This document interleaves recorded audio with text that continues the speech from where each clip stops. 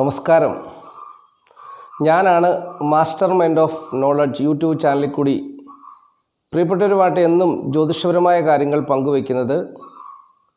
ഇന്നിപ്പോൾ ഇങ്ങനെ പ്രിയപ്പെട്ടവരുമായിട്ട് സംസാരിക്കുന്നതിൻ്റെ കാരണം 2024 ഡിസംബർ മാസം 31 സർവീശ്വര പൂജ ചെയ്യുന്നുണ്ട്.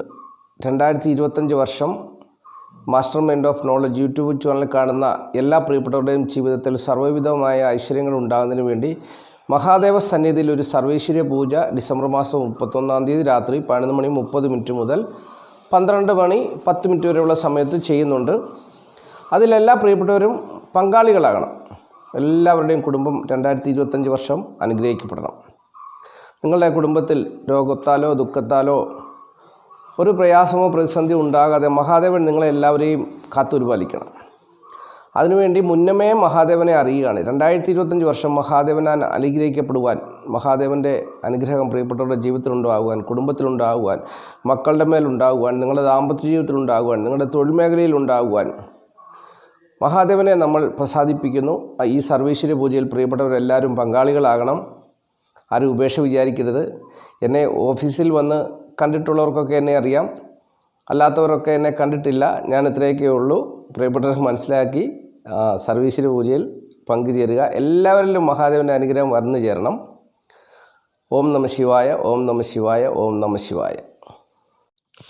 ഇനിയും നക്ഷത്രഫലം ചിന്തിക്കാം. നക്ഷത്രഫലം മേടക്കുറിൽപ്പെട്ട അശ്വതി, ഭരണി, കാർത്തിക കാൽ നാളുകാർക്ക് വെള്ളിയാഴ്ച ദിവസത്തിൻ്റെ അധിപനായ ശുക്രൻ 10ാം ഭാവത്തിൽ നിൽക്കുന്ന ഒരു വെള്ളിയാഴ്ച ദിവസമാണ്. 10ാം ഭാവത്തിൽ ശുക്രൻ എന്ന് പറയുന്ന ശുഭഗ്രഹം നിൽക്കുന്നത് വളരെ നല്ലതാണ്. പക്ഷേ മേടക്കുറുകാർക്ക് അത്ര നല്ലതല്ല. അതിൻ്റെ കാരണം 2ൻ്റെയും 8ൻ്റെയും അധിപനാണ്. എന്ന് പറഞ്ഞാൽ 2ാം ഭാവത്തിൻ്റെയും അഷ്ടമഭാവത്തിൻ്റെ അധിപനായ ശുക്രൻ അത് ഇവർക്ക് ഒരു പാപഗ്രഹമായിട്ടുള്ള ഫലമാണ് കൊടുക്കുന്നത്. അതുകൊണ്ട് വലിയ നേട്ടങ്ങളൊന്നും ഈ നാളുകാർക്ക് വെള്ളിയാഴ്ച ദിവസം വന്നു ചേരണമെന്നില്ല. കുടുംബസുഖം, ധനപരമായ നേട്ടം, വിദ്യാർത്ഥികൾക്ക് അനുകൂലമായ ദിവസം, തൊഴിൽ ഗുണം, ദാമ്പത്യ ജീവിത വിജയം, അങ്ങനെയുള്ള എല്ലാ കാര്യങ്ങളും ഒരു മിതത്വം നൽകുന്ന അല്ലെങ്കിൽ അതിന് വിട്ട് ഉള്ള നേട്ടങ്ങളൊന്നും ഇവരെ തേടി വരുന്നൊരു ദിവസമല്ല എന്നുള്ളത് മേടക്കുറുകാർ അറിഞ്ഞുകൊള്ളുക.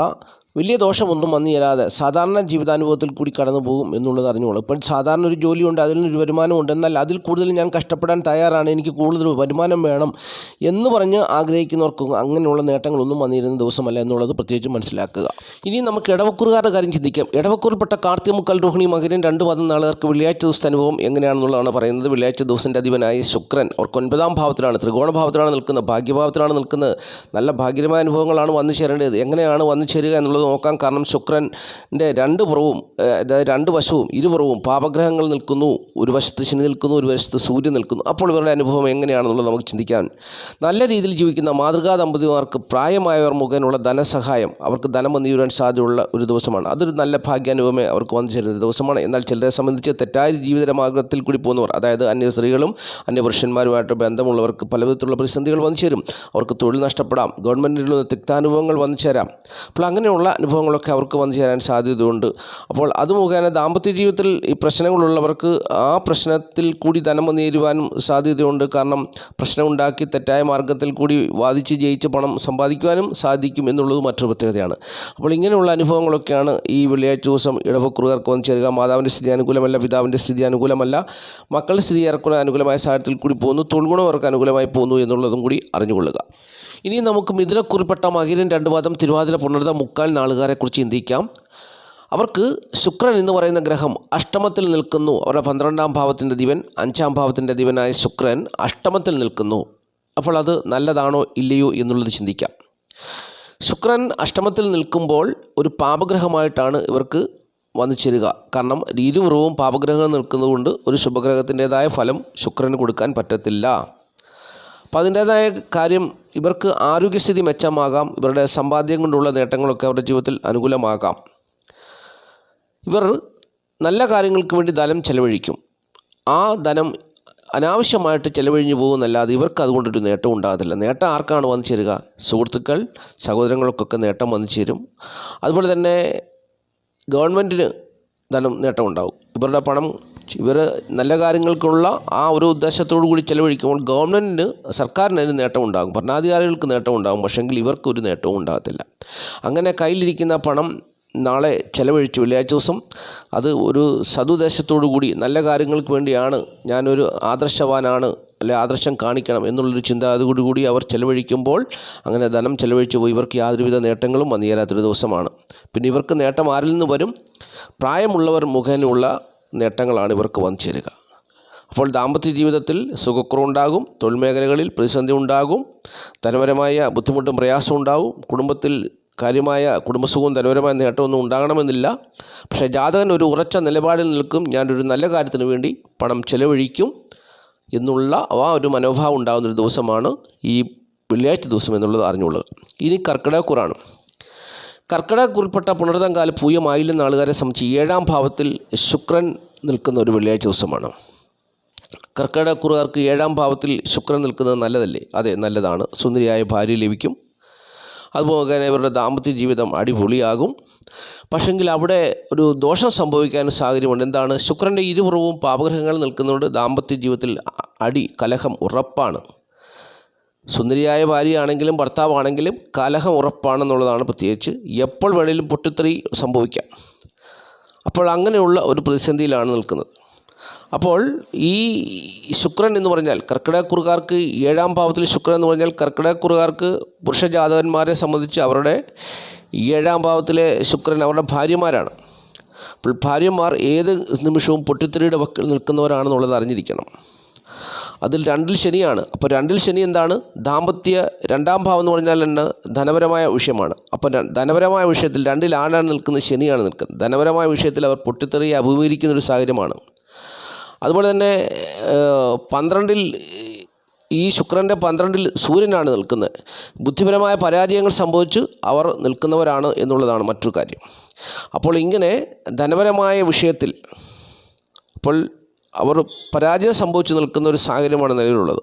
അപ്പോൾ അവരെ രക്ഷിക്കുവാൻ ഈ കർക്കിടകക്കുറുകാർക്ക് കഴിയും എന്നുള്ളതാണ് സാഹചര്യം. പക്ഷെങ്കിൽ കഴിയത്തില്ല എന്നുള്ളതും ഒരു സത്യമാണ്. കാരണം അവരുടെ ജന്മഭാവത്തിൽ ചൊവ്വ ബലവാനായിട്ട് നിൽക്കുന്നു.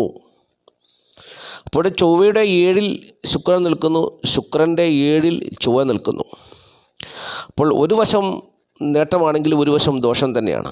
അപ്പോൾ ഇപ്രകാരമുള്ള അനുഭവങ്ങളിലാണ് നാളത്തെ ദിവസം അവരുടെ ഏറ്റവും വലിയൊരു വിഷയം എന്ന് പറയുന്നത് കർക്കിടകക്കുറിൽപ്പെട്ട പുണർതങ്കാല പൂയമായില്ലെന്ന ആളുകാരുടെ ഭാര്യമാർ ഏതെങ്കിലും വിധത്തിലുള്ള സാമ്പത്തികമായ പ്രതിസന്ധിയിൽ അകപ്പെട്ടൊരു പൊട്ടിത്തെറിയുടെ വക്കിൽ നിൽക്കുന്നവരാണ്.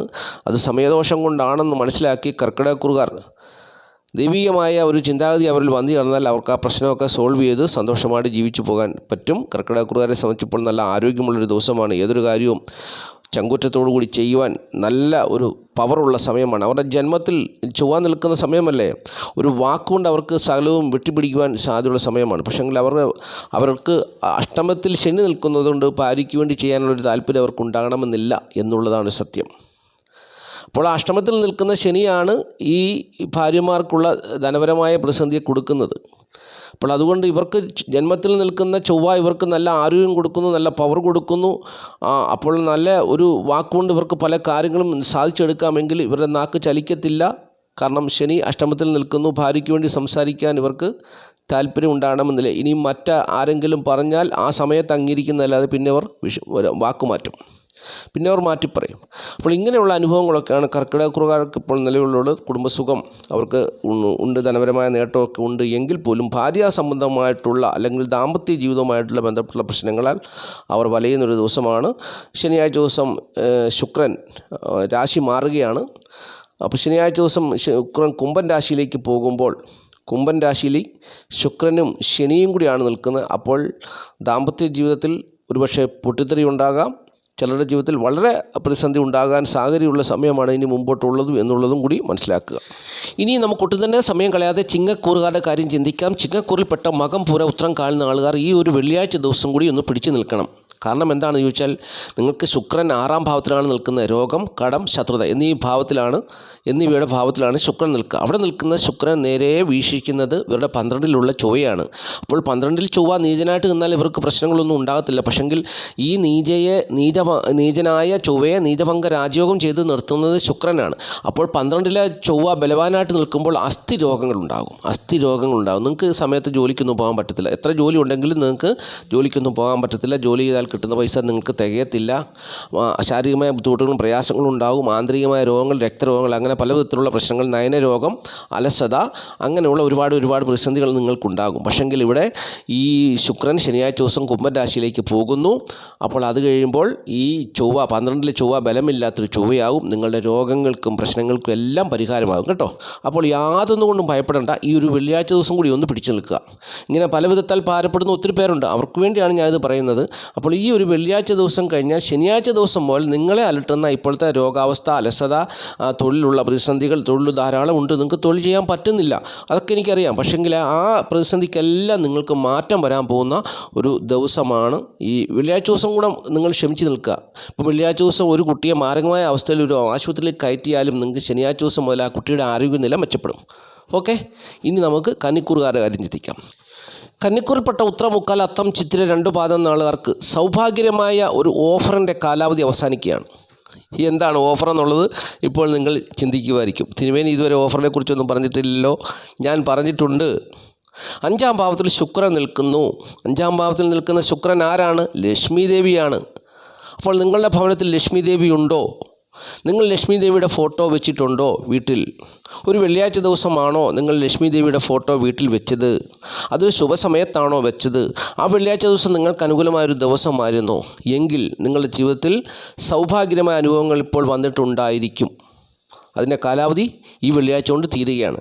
ശനിയാഴ്ച ശുക്രൻ 6-ാം ഭാവത്തിലേക്ക് കടന്നു പോവുകയാണ്. അപ്പോൾ ലക്ഷ്മി ദേവിയുടെ അനുഗ്രഹത്തിൻ്റെ ആ ഒരു കാലാവധി തീർന്നു.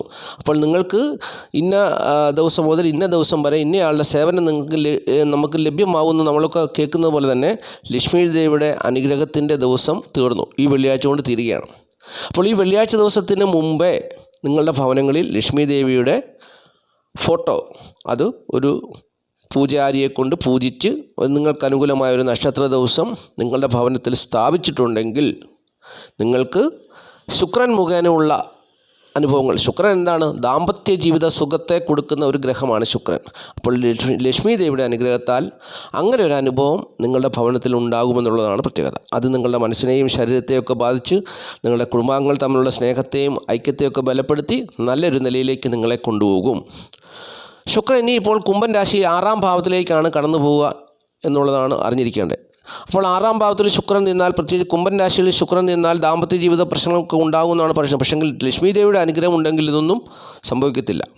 അപ്പോൾ അതുകൊണ്ട് ഈ ഒരു പരിമിതമായ സമയത്തേക്കുള്ളൊരു ഓഫർ എന്ന് പറഞ്ഞതുപോലെ ഈ വെള്ളിയാഴ്ച ദിവസം വരെയുള്ള ഈ മകരൻ രാശിയിലെ 5-ാം ഭാവത്തിലെ ശുക്രൻ്റെ ആ സ്ഥിതി പ്രകാരം നിങ്ങൾ ലക്ഷ്മി ദേവിയുടെ അനുഗ്രഹം വാങ്ങിച്ചിട്ടുണ്ടെങ്കിൽ ഒരു നല്ല കാര്യം തന്നെയാണ്. നല്ലൊരു അവസരമായി അതിനെ നിങ്ങൾ മുതലെടുത്തു എന്നുള്ളത് ഞാൻ കരുതുന്നു. അപ്പോൾ ഇങ്ങനെയുള്ള കാര്യങ്ങളൊക്കെ ഞാൻ പറയുന്നുണ്ട്. പക്ഷെങ്കിൽ എന്നെ അത്രമേൽ ഉൾക്കൊള്ളാൻ പലർക്കും കഴിയുന്നില്ലല്ലോ. ഇപ്പോൾ എൻ്റെ ജ്യോതിഷ ചാനൽ 5000-6000 പേര് കേട്ടാലും 10 പേരായിരിക്കും ചിലപ്പോൾ ഉൾക്കൊള്ളുന്നത്. ഞാൻ അതിനകത്ത് ഒരു കുടുംബം രക്ഷപ്പെട്ടാൽ മതി എന്നാണ് ഞാൻ ആഗ്രഹിക്കുന്നത്. ഞാൻ മുഖേന ഒരു കുടുംബം രക്ഷപ്പെടണം, അത് ആ ഒരു കുടുംബം അഭിവൃദ്ധിപ്പെടണം. അതാണ് എൻ്റെ പോളിസി. എനിക്ക് 100 കുടുംബങ്ങളെയൊന്നും വേണമെന്നില്ല. ഞാൻ 100 കുടുംബങ്ങളെ ആഗ്രഹിച്ചാൽ പോലും കിട്ടണമെന്നുമില്ല. 6000 പേര് വീഡിയോ കണ്ടാലും അതിനകത്ത് 10 പേരോ 5 പേരെയാണ് എന്നെ ഉൾക്കൊള്ളുന്നത്.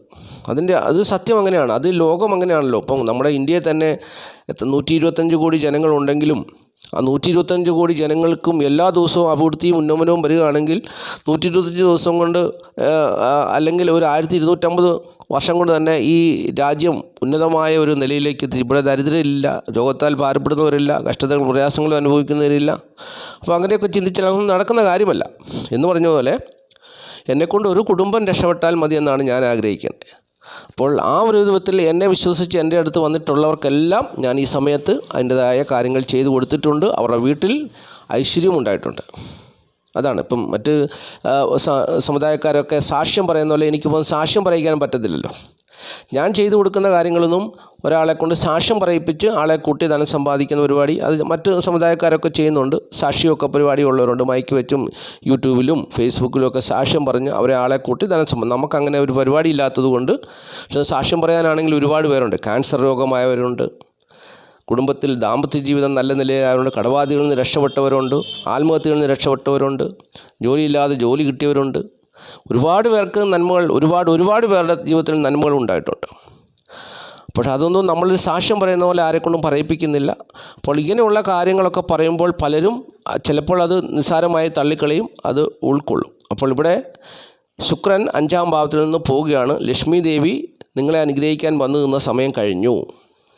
ഇനിയിപ്പോൾ അനുകൂലമായ സമയം വരുമ്പോൾ ഞാനിതുപോലെ പറയും. ആ സമയത്ത് താല്പര്യമുള്ളവരൊക്കെ അതിനകത്ത് അതിലേക്ക് കടന്നു വരണം. അപ്പോൾ അവിടെ ധനച്ചെലവുണ്ടാവും. ആ ഒരു കാര്യം കൂടി ഞാൻ ഓർപ്പിക്കുകയാണ്. അപ്പോൾ തീർച്ചയായിട്ടും അത് ചെയ്തവർക്കെല്ലാം നേട്ടമുണ്ട് എന്നുള്ളതാണ് അതിൻ്റെ പ്രത്യേകത. ഇപ്പോൾ കന്നിക്കൂറുകാരെ സംബന്ധിച്ച് അവർക്ക് ഇപ്പോൾ രാഹു 7 നിൽക്കുന്നതുകൊണ്ട് പല പ്രതിസന്ധികളും അവരുടെ ജീവിതത്തിലുണ്ട്. എത്ര പേർ രാഹുകേതു പൂജ ചെയ്യുന്നുണ്ട്? എത്ര പേർ അതിൽ വിശ്വസിച്ച് അതിൽ നിന്നൊരു രക്ഷ നേടാൻ വേണ്ടി എത്ര പേർ ആത്മാർത്ഥമായിട്ട് ശ്രമിക്കുന്നുണ്ട്? ആരും തന്നെ ശ്രമിക്കുന്നില്ല.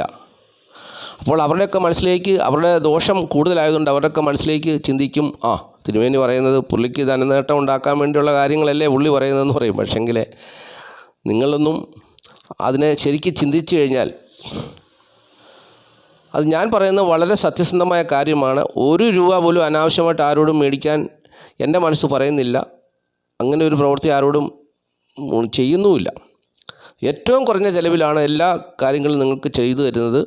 അതൊക്കെ എന്നിൽ നിന്നും സേവനങ്ങൾ ലഭിക്കുന്നവർക്കറിയാം. അപ്പോൾ അതുകൊണ്ട് ഇങ്ങനെയുള്ള നല്ല അനുഭവങ്ങൾ വരുമ്പോൾ ഇനിയും നക്ഷത്രഫലമൊക്കെ കേൾക്കുമ്പോൾ ശ്രദ്ധിക്കണം. ആ സമയത്തൊക്കെയാണ് ഇങ്ങനെയുള്ള നിങ്ങളുടെ ഭവനങ്ങളിലെ അവസ്ഥ തന്നെ, നിങ്ങളുടെ കുടുംബാംഗങ്ങളുടെ അവസ്ഥ തന്നെ മാറും. നിങ്ങളുടെ ജീവിത സാഹചര്യങ്ങളെല്ലാം മെച്ചപ്പെടും. അഭിവൃദ്ധിയും സന്തോഷവും. ഒരു കുടുംബത്തിൻ്റെ അടിത്തറ എന്ന് പറഞ്ഞാൽ എന്താണ്? ഭാര്യയും ഭർത്താവും തമ്മിൽ സ്നേഹമായിട്ട് പോയില്ലെങ്കിൽ അവിടെ എത്ര ധനമുണ്ടെങ്കിലും എത്ര ജോലി ഉണ്ടെങ്കിലും എത്ര പദവി ഉണ്ടെങ്കിലും ജീവിതം ആത്മഹത്യയിലേക്ക് എത്തിച്ചേരും. അപ്പോൾ അതല്ല, പണത്തിനല്ല പ്രാധാന്യം.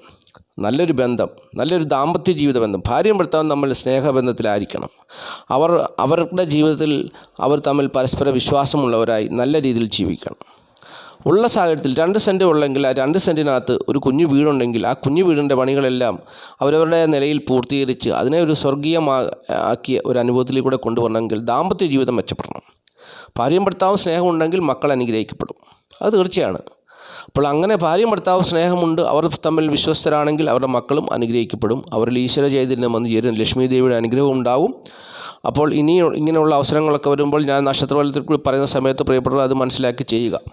ഇനിയും തുലാക്കൂറാണ്. തുലാക്കൂറിൽപ്പെട്ട ചിത്തിര 2 പാദം ചോതി വിശാഖ 3/4 നാളുകാരെ സംബന്ധിച്ച് 4-ാം ഭാവത്തിലാണ് ശുക്രൻ നിൽക്കുന്നത്.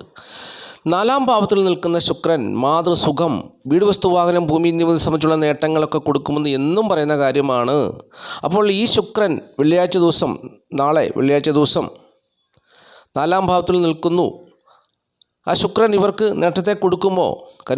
തുലാക്കൂറുകാർക്ക് കൊടുക്കുമോ? നേട്ടത്തെ കൊടുക്കുമോ? അവർക്ക് വീട്, വസ്തു, വാഹനം, ഭൂമി എന്നിവയെ സംബന്ധിച്ചുള്ള നേട്ടങ്ങൾ, മാതൃസ്വത്തൊക്കെ അനുഭവത്തിൽ വന്നു ചേരുമോ? നമുക്ക് ചിന്തിക്കാം. അപ്പം അതിന് സാധ്യത കുറവാണ്. എന്താണ്? ശുക്രൻ പാപമധ്യസ്ഥനായിട്ടാണ് നിൽക്കുന്നത്. പൂർണ്ണമായിട്ടും നേട്ടങ്ങൾ വന്നു ചേരണമെന്നില്ല. അപ്പോൾ ഇവർക്ക് ജന്മഭാവത്തിൽ നിൽക്കുന്ന ചന്ദ്രൻ ബലമില്ലാത്തൊരു ചന്ദ്രനാണ്. അപ്പോൾ അതിൻ്റേതായ നേട്ടങ്ങളൊന്നും പൂർണ്ണമായിട്ട് കൈവരിക്കാൻ പറ്റുന്നൊരു സമയമല്ല. അഷ്ടമത്തിൽ വ്യാഴം നിൽക്കുന്നു. വ്യാഴം ഈ ശുക്രനെ വീക്ഷിക്കുന്നുണ്ട്. അഷ്ടമത്തിൽ നിൽക്കുന്ന വ്യാഴം ഈ ശുക്രനെ വീക്ഷിക്കുന്നു. അപ്പോൾ അതൊരു പോരായ്മയാണ്. അപ്പോൾ അതുകൊണ്ട് വീട്, വസ്തു, വാഹനം, ഭൂമി എന്നിവ സംബന്ധിച്ചുള്ള നേട്ടങ്ങളൊന്നും കാര്യമായി വന്നു ചേരണമെന്നില്ല. സുഹൃത്തുക്കൾ, സഹോദരങ്ങൾ മുഖേനയുള്ള തിക്താനുഭവങ്ങൾക്ക് വന്നു ചേരാം. എന്നാൽ പ്രായമായിട്ടുള്ളവർ അവർ ഇവരെ ഒരു വാഹനം മേടിക്കാനായിട്ട് ഒരുപക്ഷെ സഹായിച്ചെന്ന് വരാം, അല്ലെങ്കിൽ വീട് വെക്കാൻ സഹായിച്ചെന്ന് വരാം. എങ്ങനെയൊക്കെ ഉണ്ടായാൽ പോലും അവിടെ തടസ്സം സൃഷ്ടിക്കുവാൻ സാധ്യതയുള്ള ഒരു സാഹചര്യമാണ് നിലവിലുള്ളത്. അഷ്ടമത്തിലെ വ്യാഴം ഈ ശുക്രനെ വീക്ഷിക്കുന്നത് കൊണ്ട് ശത്രുത വന്നു ചേരാനും അഭിപ്രായ വ്യത്യാസമൊക്കെ ഉണ്ടാകുവാനും ഉദ്ദേശിക്കുന്ന എല്ലാ കാര്യങ്ങൾ നടക്കാൻ സാധ്യത കുറവാണ് എന്നുള്ളത് മനസ്സിലാക്കുക. ഇനി വൃശ്ചികക്കൂറാണ്. വൃശ്ചികക്കൂറിൽപ്പെട്ട വിശാഖം കലണ്ടരം കെട്ട നാളുകാരെ സംബന്ധിച്ച് 3-ാം ഭാവത്തിൽ ശുക്രൻ നിന്നാൽ സുഹൃത്തുക്കൾ, സഹോദരങ്ങൾ മുതലായവരുടെ ഭാഗത്തു നിന്നുള്ള സഹായ സഹകരണങ്ങളും നേട്ടങ്ങളും ഒക്കെ, കീർത്തിയും പ്രശസ്തിയും പ്രതാപവും ഒക്കെ വന്നു ചേരുമെന്നാണ് ജ്യോതിഷം പറയുന്നത്. അവിടെ ഇവരുടെ 7-ാം ഭാവത്തിൽ നിൽക്കുന്ന വ്യാഴം ഇവരെ ഈ ശുക്രനെ വീക്ഷിക്കുന്നതുകൊണ്ട് ഗവൺമെൻറ്റിൻ്റെ ഭാഗത്തു നിന്നുള്ള നല്ല അനുഭവങ്ങളൊക്കെ പ്രതീക്ഷിക്കാം. ഗവൺമെൻറ് മുഖേനയുള്ള നല്ല അനുഭവങ്ങളൊക്കെ ഇവർക്ക് വന്നു ചേരാൻ സാധ്യതയുള്ള ദിവസമാണ്.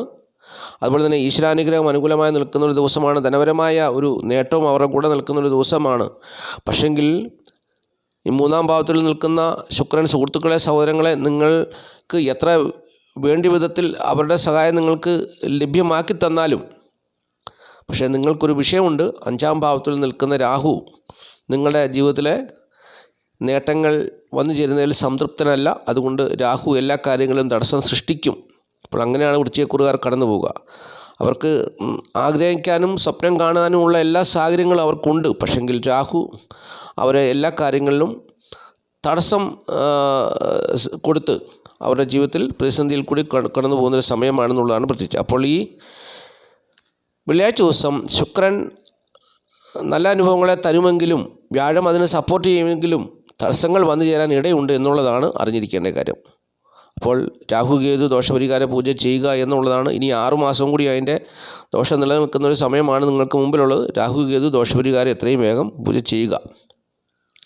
ഇനി ധനുക്കൂറാണ്. ധനുക്കൂറിൽപ്പെട്ട മൂലം, പുരാട, ഉത്രാടം കാൽനാളുകാർക്ക് സ്ത്രീകൾ മുഖേന ധനം വന്നു ചേരുവാൻ സാധ്യതയുള്ള ദിവസമാണ്. അവരുടെ കുടുംബത്തിൽ സ്ത്രീകൾ മുഖേനയുള്ള സഹായ സഹകരണങ്ങളൊക്കെ വന്നു ചേരുന്നൊരു ദിവസമാണ്. അപ്പോൾ ലക്ഷ്മി ദേവിയുടെ അനുഗ്രഹം അവരുടെ ഭവനത്തിൽ വന്നു ചേരേണ്ട ഒരു സമയമാണ്. അതിൻ്റെ കാലാവധി തീരുകയാണ്. ധനുക്കൂറുകാരെ സംബന്ധിച്ച് അതിൻ്റെ കാലാവധി ഈ വെള്ളിയാഴ്ച കൊണ്ട് അവസാനിക്കും. ശനിയാഴ്ച മുതൽ ശുക്രൻ 3-ാം ഭാവത്തിലേക്കാണ് പോകുന്നത്. അപ്പോൾ ഇനിയിപ്പോൾ അവർക്ക് ലക്ഷ്മി ദേവിയുടെ അനുഗ്രഹം ഉണ്ടാകണമെന്നില്ല. കുംഭൻ രാശിയിൽ ശുക്രൻ നിൽക്കുന്നത് അത്ര നല്ലതല്ല.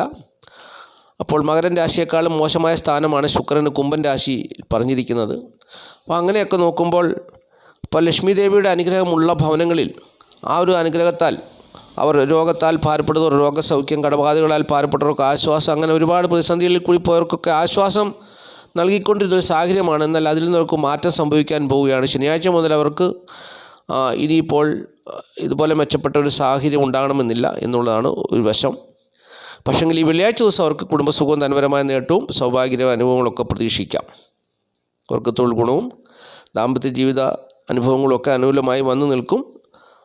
ചിലരെ സംബന്ധിച്ച് പ്രതികൂലമായ അനുഭവങ്ങൾ വന്നു ചേരാൻ സാധ്യതയുണ്ട്. കാരണം 12-ലാണ് 7-ാം ഭാവത്തിൻ്റെ അധിപൻ ബുധൻ 12-ലാണ് നിൽക്കുന്നതെങ്കിലും ചിലർക്ക് ദോഷങ്ങളൊന്നുമില്ല, ചിലർക്ക് ദോഷങ്ങളൊക്കെ ഉണ്ട്. ദാമ്പത്യ ജീവിത പ്രതിസന്ധിയും തൊഴിൽ പ്രതിസന്ധിയും ചിലരിലുണ്ട്.